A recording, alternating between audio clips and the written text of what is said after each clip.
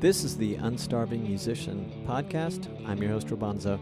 The podcast features conversations with me, indie music artists, and industry professionals, and it's all intended to help other indie music artists be better at marketing, business, the creative process, and all the other things that empower us to do more of what we love. Make music. If you love what I do here on the podcast, please visit unstarvingmusician.com/crowd sponsor to learn about the many ways that you can show your love and support for the Unstarving Musician, including a new podcast startup course by yours truly that you can join to support. Again, just visit unstarvingmusician.com/crowd sponsor to learn more. My latest single, New Gods Part 2, which was co-written by Peter Rand, drops into the digital wild on May 29th, 2021. But you can preview, pre-save, and or download at robonzo.com. That's my artist website. New Gods Part 2 is my personal homage to Zeppelin, Genesis, and prog rock with a little social commentary. I hope you'll check it out, and I hope you like it. Welcome to episode 200. That's a milestone, right? My guest is Mike Dawson. He's a drummer, was a gigging machine pre-COVID. He's a studio musician and a teacher, among other things.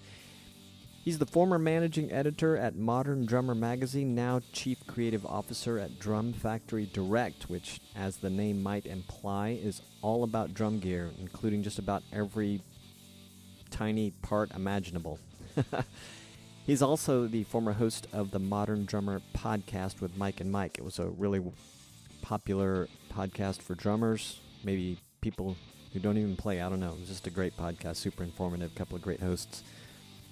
Mike Dawson was featured in episode 125 and 50 of this podcast, all three of which are among the most popular episodes of this Unstarving Musician.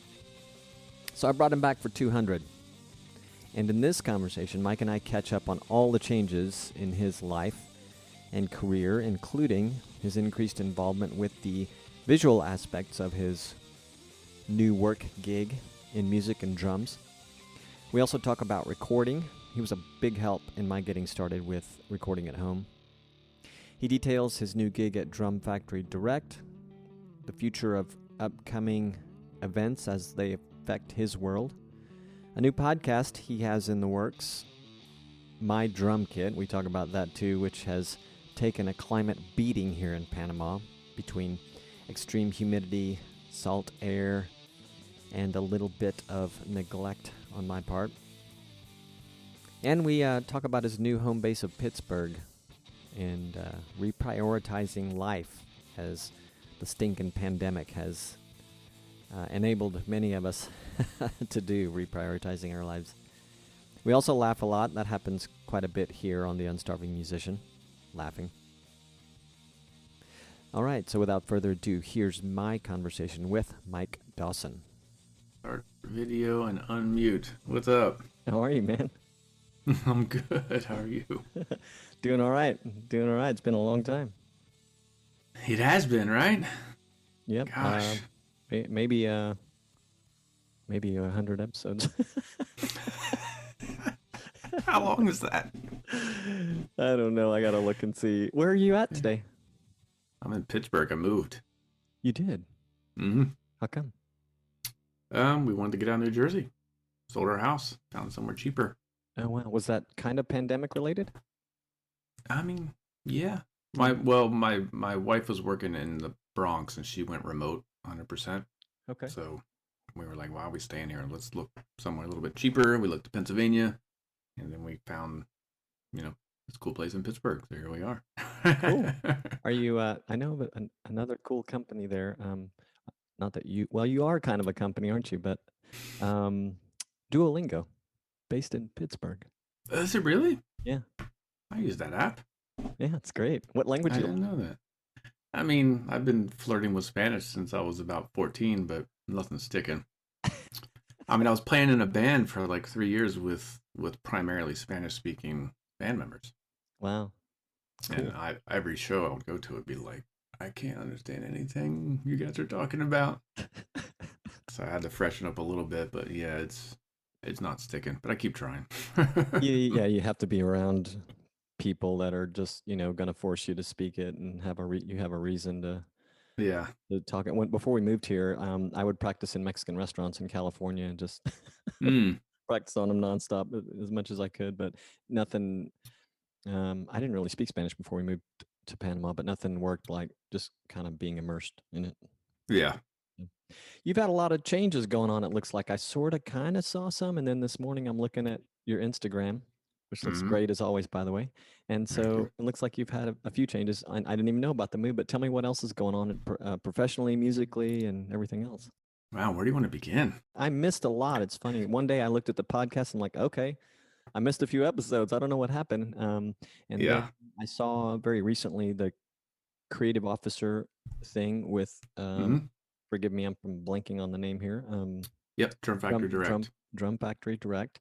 Didn't know you moved. That sort of makes things sync up a little bit for me in my head. But and I Hmm. assume you're still. It looks like you're still doing teaching. You're clearly still posting a lot of cool stuff on Instagram. So yeah, just wherever you want to start. Wow, man.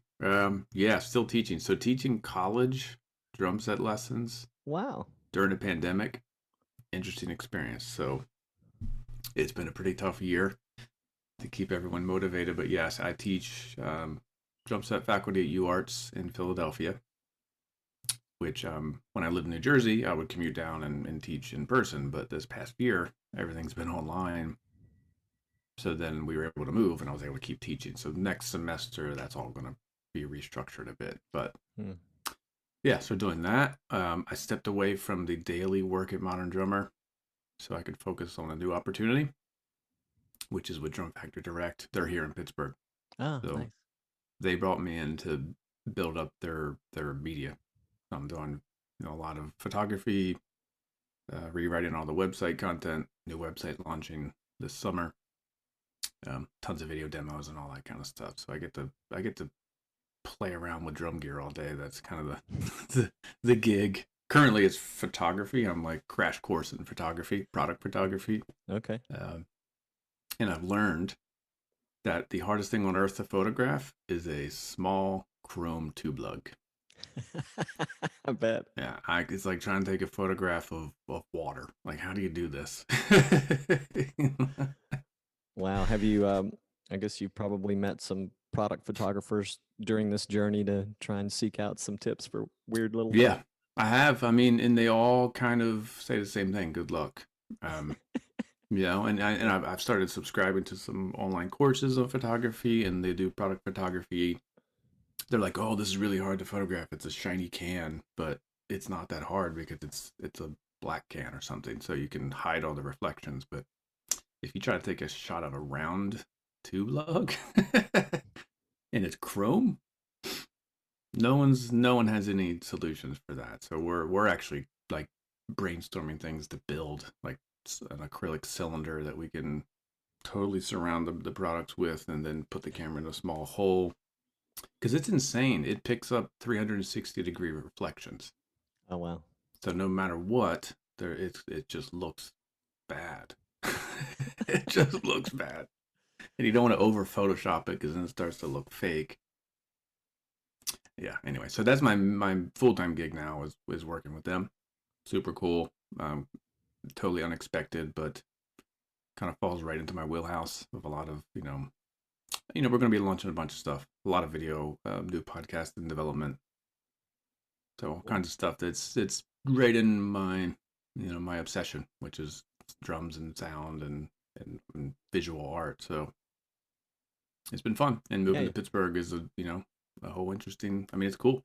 It's weird because everything's shut down, so like we've Sure. been here, we moved here in November and we haven't been downtown once. It's like we just live 5 miles outside of Pittsburgh and, like, oh Nothing to yeah, do. yeah, we're in a major city, but nothing happening. So it'll be exciting when things start opening back up again. Yeah, I can imagine. I had never thought about that. It seems like several people I know or we know have moved that are in the States. And I hadn't thought about that fact that a lot of places are just, well, hardly anything's operating like it used to. Mm-hmm. pandemic. So I never thought about what that's like. You go to a new place and like, oh well, I've got to wait for things to be sort of Yeah. like where to discover it. But, Yeah, and I mean, it's like a private city right now. Like our house is a quarter of a mile from the whatever they call it here, the Beltway. I don't know what they call it. It's not like the Beltway in DC. It's the interstate that goes right to downtown. mm-hmm. So I can be in downtown at the stadiums in under 10 minutes. But that's right now with no traffic. Like I don't know what's gonna like literally just whip right in. So we're in the suburbs with like trees and mountains and space. And in Oh, 10 minutes nice. I can be right downtown Pittsburgh. But I don't know what's gonna be like when it's full traffic chaos. So it's Yeah. been kind of fun to like pretend like it's a private city. We can whip around, do whatever we want. Are you working remote for Drum Factory Direct? Or Partially. So a lot, a lot of the the writing and stuff, editing of product descriptions of things. I just do that at home in the morning, and then I go to the warehouse, which is in downtown Pittsburgh, to do photography and other stuff. cool. Wow, a lot of cool stuff to learn. And It is, yeah. I know playing has been completely changed, like performing. You used to do a lot of that, obviously. And so what have you had time to sort of fill that gap with all the changes going on in your life? Are you doing a little more of something else? I mean, I know you get to play anyway, but like, Yeah. I guess for maybe the part that got disrupted, like maybe collaboration and certainly performing live, have you done anything to sort of fill those gaps, or is some of that starting to come back into your life? No, it's gone. There's a few things on the books, but I'm being, this whole year was a good chance to like take a reset and ask myself, like, do I really want to be gigging every weekend? And Yeah. what's really important? What would be better usage of my time, or what do I really want to do? So I'm taking a few things here and there, but only ones that I really want to do. I'm gonna stay away from trying to be just a jobbing drummer anymore. Yeah. Which is I'm totally cool. And this new gig is occupying so much of my time because we're at a race to get this website launched. So it's like every day is just jammed with different objectives and different challenges, like really learning photography for real rather than just toying around with it, and really developing like video production schedules that are like real and not just me throwing a camera on and hitting a snare drum for 10 minutes. So Yeah. that creative juice is in that other area, which I think is Yeah. awesome. A lot of recording still, that's still happening. Good. Yeah. The biggest thing that's picked up is a lot more online lessons because Great. everyone's stuck at home. I've got a lot of professionals who hadn't touched their drum in 5-6 years, and they find me like, can you just get me back up to speed, or show me how to record, or help me with video editing? It's a lot of mixed bag of. I don't have any beginner students. They're all like Pros and used to be semi-pro or got another job or trying to figure out this whole new digital world that we have to exist in. yeah. Yeah.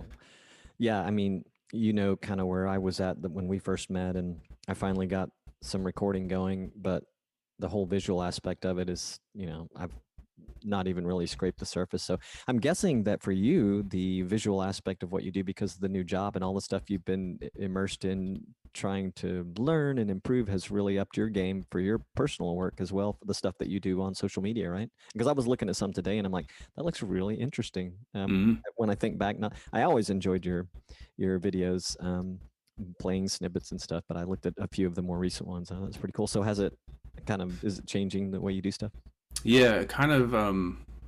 Ironically, it's making me think simpler. Not overthinking Really? it. Like this is my teaching booth here, is a Clear Sonic booth, and I refuse to put like real microphones in there. Like I don't want to turn this into another studio. This is for teaching and messing around and being weird for Instagram. So I'm only using the Yamaha E8010 for my audio, and I'm only using a lavalier clip on if I have to do any talking. Okay. And I'm refusing to allow myself to go any further with it. So then I'm having to just use the tools, use my experience and my confidence with the tools to just make sure I'm not, because you can overthink it, you can kind of spiral. If I tried to set up like an overhead camera, and I was like, why am I bothering? Just do a front camera, one light. I've got a ring light instead of a bunch of lights. Okay. Just so it's forcing me. I forced myself to simplify, Yeah. knowing that I can get the results I want because I've done so many different experiments, and that I don't need 8 microphones in this tiny little booth. Yeah. You know. So that, and then the other room is the bigger studio. That's where it's full tilt. I'm still learning it. I mean, it's a never ending process. Filming a drum set to the what angles are really what like that's the thing. Like, where do you put the camera? That's where I'm at now. Like, where do you put the camera to get the desired result, and what is the desired result? Instead of just put a camera up and whatever you get is what you get. So I'm thinking more like compositional, visually, a whole lot more rather than just put a camera wherever I can fit it and get whatever I can get. Because my old room was much smaller, so I only had one side to work with. Mm. This room I could shoot from 360. Not this room, but the studio on the other side. I could shoot from 360 if I want to. So now I've really got to be like deliberate with everything. Yeah, now I kind of remember the earlier videos. It was like, for me anyway, I'm thinking memories, like the angles were kind of from here. Yeah, usually. because that whole other side was all the ugly computer stuff. So I couldn't put a camera on the show that side at all. It was just totally disaster.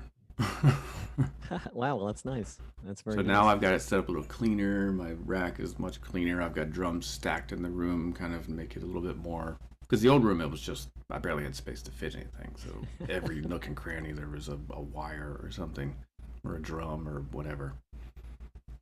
Well, I went medium simple with my recording setup. For me, medium simple based on our, you were nice enough to have a conversation with me when I was first thinking about getting mics and stuff. And I didn't go with just a couple of overheads. I ended up miking. The one thing I doubled up on, I guess, so to speak, is I put one mic on two rack toms, which I've been that recorded my first 2 tracks with that configuration. But I did end up using SM57s for overheads. And Oh yeah, and yeah. they don't sound bad. You have to EQ them, but they don't sound bad. Yeah, and I have a friend who's played with me on the first 2 tracks, and he is a great engineer. So he actually he said the drums sounded really good. The second one we did, I'm in a different location, and there were a couple of problems, like on the kick drum and the snare. They had changed from the first one. Like, there was probably a mic stand tapping the a boom stand tapping the kick drum in one case, and little stuff like that. But it worked out, and that was really helpful that you did that. And I am trying to put together some real simple videos for people to just show, like, this is how I got started. And for most people who are not recording acoustic drums, my situation's arguably a lot more complicated.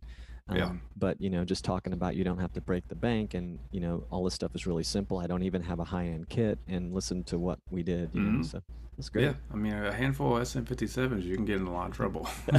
You really can. I mean, you can do acoustic guitar, you can do vocals, you can do electric guitar, you can do percussion. I mean, the only thing that maybe like upright bass might not be the best thing for, but I don't know. I've never tried it. Yeah. I mean, it's funny that it's one of those mics. Everyone's like, it's a 57. Like, no, you should have 5 of these. You never know. I mean, they're good inside the bass drum. I mean, the Shure Beta 52, the bass drum mic, it's just a 57 inside of a really? capsule. Yeah, I mean, it might be tweaked slightly differently, but I mean, it sounds pretty much the same. It's funny. Yeah, just packaged for marketing purposes, I guess. Yeah, it fits in the hole. It's got the, it's bigger, so it's obviously going to pick up more low end because that's what we believe. Yeah. That's cool. Interesting. Yeah.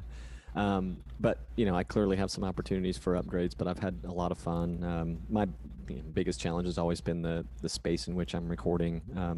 It's pretty harsh, and then, like, now I'm in a place where I'm having neighbor trouble, so so I'll have to work that out. But I know plenty of drummers, and so if I can also fortunately focus on writing and singing, and hopefully get back to playing on my own, or continue playing on my own stuff short term. But if I need to, I can, get someone to play for me, which is nice. So nice luxury. Is there any performing down there where you are? Yeah, so there was, and in fact, I was going to relate to what you were saying about, reassessing this whole thing about playing all the time. And now a quick word from our affiliate partner and then back to the interview. This episode is powered by Bandzoogle, the most effective platform for musicians and bands to build their website and manage direct-to-fan marketing and sales. Powering over 55,000 websites, Bandzoogle features powerful design options, a commission-free store to sell merch, music, and tickets, a built-in mailing list tool, detailed fan data, integrations with social networks, and more. Plans start at just $8.29 a month, which includes a free custom domain name. You, indie musician, can try it out for free at bandzoogle.com. And you can use the promo code ROBONZO, ROBONZO, to get 15% off your first year of any plan. Again, that's bandzoogle.com, promo code ROBONZO, ROBONZO. During the pandemic, I had one performance, and it was kind of recently, and I looked back on it as soon as I left, and I'm like, I shouldn't have done that. Just my sort of attitude on being around people during this time, too many people. But it was good, and it was easy. I got paid well, and the guys I played with are really nice.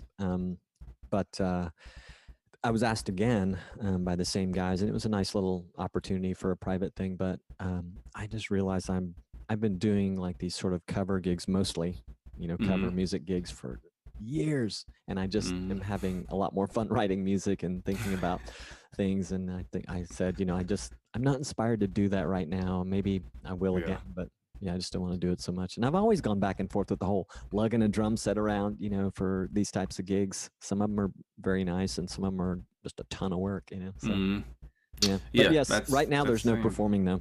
Oh, none. Okay. Not yeah, really. I think there's a couple clubs. There's a jazz club here in Pittsburgh that still has live gigs with much smaller audiences. It's a little restaurant anyway. I don't think it holds many people.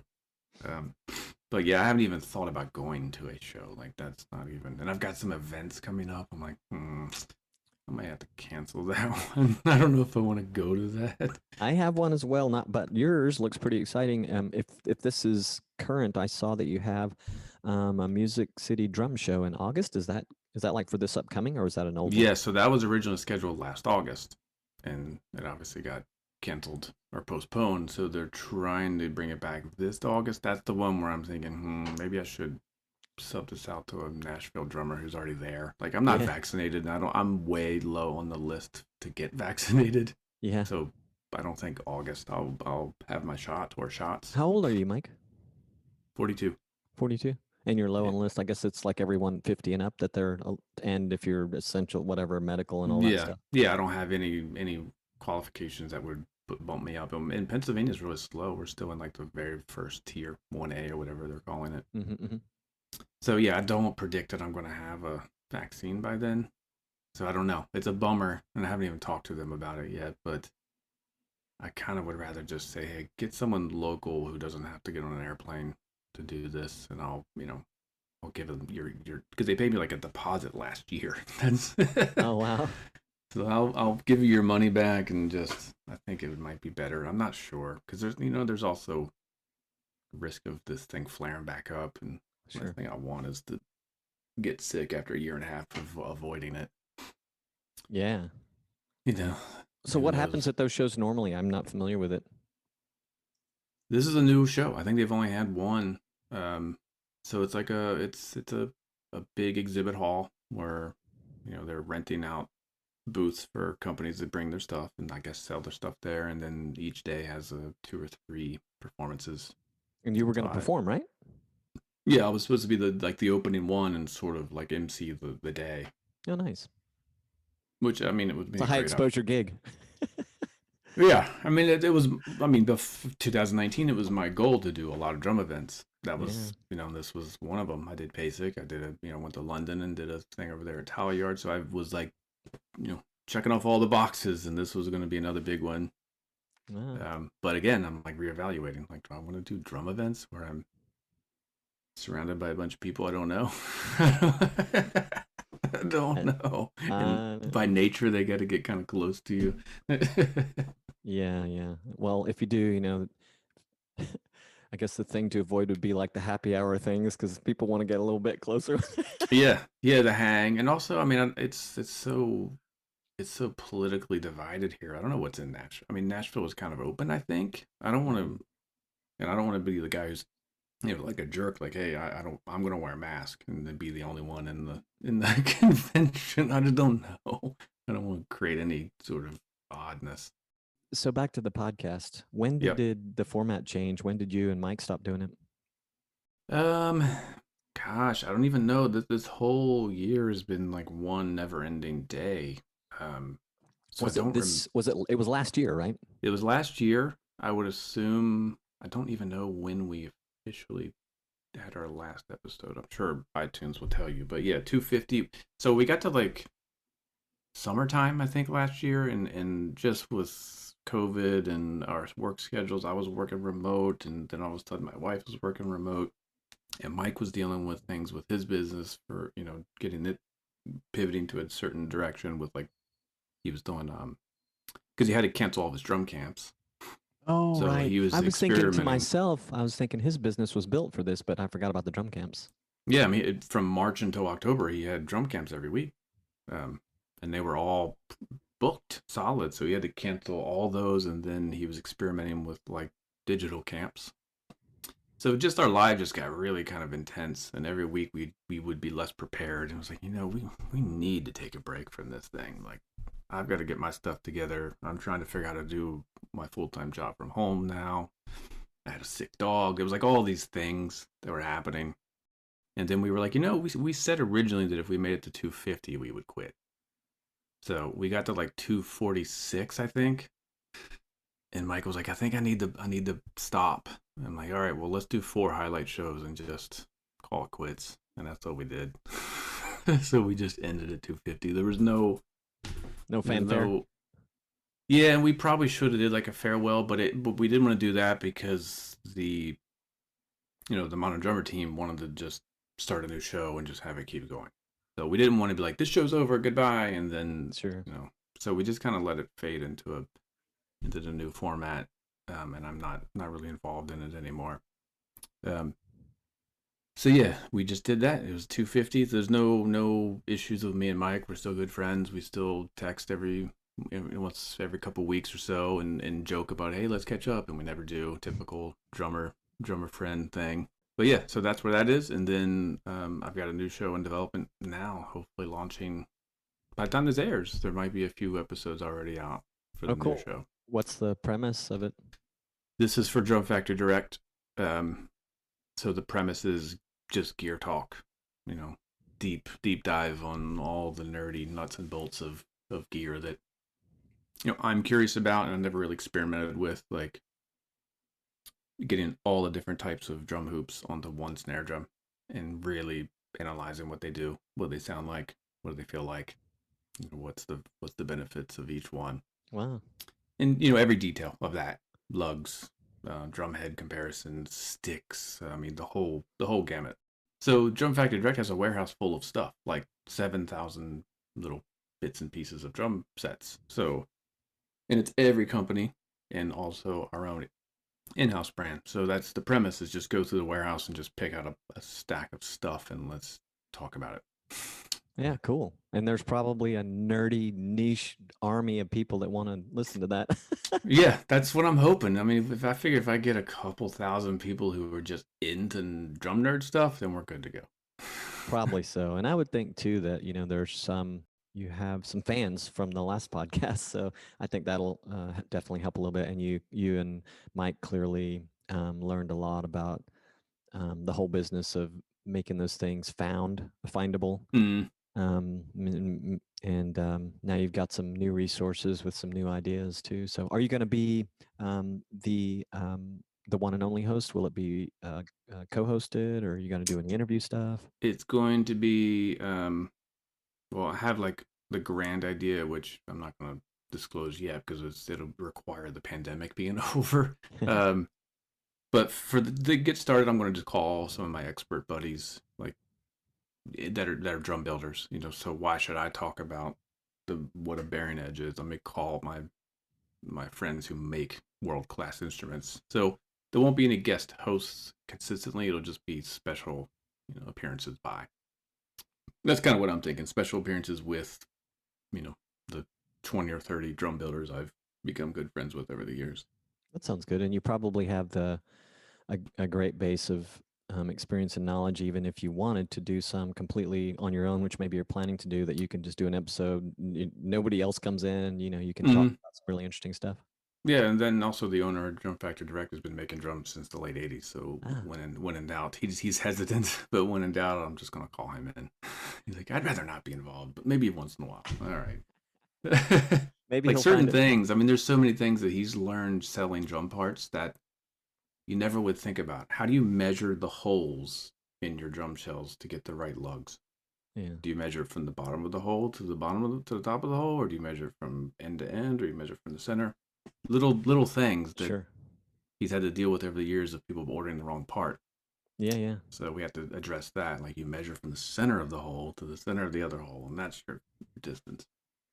What is when I saw the name associated with you, Drum Factory Direct, I felt like it was a familiar brand to me, but maybe only through you. I don't know. But what's the elevator pitch for the company? For those of us that aren't super familiar with it. I mean, the tagline is the drummer's candy store. So Nice. it's a, and we also call it the drum tech, the digital drum tech for the world. So it's an e-commerce. So there's no retail element. So it's just e-commerce drum parts, everything except for complete instruments. We have a few snare drums, but so we don't sell full drum sets from all the majors, or not many cymbals. It's mostly parts, lugs, tension rods, heads, wires, throw offs, and all the stuff that breaks. Yeah. So that's what it is. So it's a source for any replacement part you could ever imagine needing. They've got everything from 7-inch tom heads to like the crazy stuff that no one has, 30-inch bass drum hoops. Wow. Premier parts. They have Premier hoops, like the strange sized Remo Premier heads. They have some of that stuff. I have some one lug that has been Premier damaged on a parts snare. are hard to find because no Yeah. one is making them currently. Yeah, that's been the Yeah. story, kind of. I mean, we have everything. We have plenty of stuff that'll fit it, but you'll have to have a mismatch or replace them all. Yeah, that's probably what I'd do. I'll have to send you some gnarly pictures of my current kit. It's kind of weather beaten from the massive humidity that we first exposed everything we owned to when we lived in this right. mountain town. And now we're by the beach and it's just saltier and, it's not as humid. So I'm like, I look at my kit and go, wow, I never imagined I would play a drum set that looks like this. I used to see actually when we'd travel like to tropical areas, I'd go see a band and I'd be like, man, how can he play on that? I know it's harsh out here, but I was making my video about the recording, and I'm like, this is not a high-end drum kit, kids. And I'm like, I'm thinking to myself, I'm not going to get too close. I don't want them to see some of the damage. But I'll have to send you some pictures. No joke. No, man. And I'm sure that I could have really mitigated it, but I just between like being kind of caught by surprise and letting everything else be a priority, it's kind of destroyed. And I'm like, I guess I better change out that hardware. So yeah, I'd love to send some pictures and get an idea of what like re-outfitting it would cost me. So. Yeah, I mean, we could make your kit a podcast episode. Oh, that would be amazing. That would be amazing. Totally. All right, man. Well, we hit our half hour. Thank you so much for joining me to celebrate 200 episodes of the Unstarving Musician. For those Congratulations for sticking it out. Man. Thank you. I can't even remember what we did do. I think we did 150 and 75 together, and then we just kind of kept trying. And this is maybe the first one we've done since 75, I think. But I'll look it up. Wild. I know. You're my, I know you laughed about it once. I think you're like my most popular one on Spotify. I'm just funny to look at the stats on these things. Like, wow, nobody listens to any of the other ones on Spotify, but for some reason he's huge on Spotify. It's weird. Who knows? Totally. Well, man, it was really nice to catch up and so interesting to hear about all the stuff you're doing. And yeah, maybe 300. We'll do it again. Well, I mean, I'm serious. If you want to get your kit back we could make it a podcast episode. That gives me a wonderful excuse. I think that would be so much fun. All right. All right. I'll start putting together the photographs so you can go, oh my God. All right, dude. Thanks. It's great talking with you. Likewise. Are you a musician or creator looking to get your ideas out to a new audience? Have you been wanting to create a podcast but a little lost as to where to start? Check out Podcast Startup, powered by the Unstarving Musician. It's a course I've designed to give you the know-how, tools, and resources to create and market a sustainable podcast like the Unstarving Musician. Podcasting has opened many channels for my own creativity, and I'd love for you to experience the same. To learn more, go to unstarvingmusician.com/podcast startup or the show notes for this episode. Thanks again for listening. If you loved this episode, please follow the podcast on your favorite audio platform. It will help you stay on top of the latest episodes and help other indie musicians and indie music fans find the podcast. And if you have feedback, please go to unstarvingmusician.com to get all my contact info. You can text me, call me, email me, leave a voice message right there on that page. Just go down to the bottom of the page and you'll find everything you need to know. I really would love to hear any of your comments, suggestions, questions, whatever you've got. And you can find links to just about everything talked about in this episode at unstarvingmusician.com/podcast. All right, I'm peacing out. Thank you for listening and sharing with your musician friends and fellow indie music bands. Peace, gratitude, and a whole lot of love.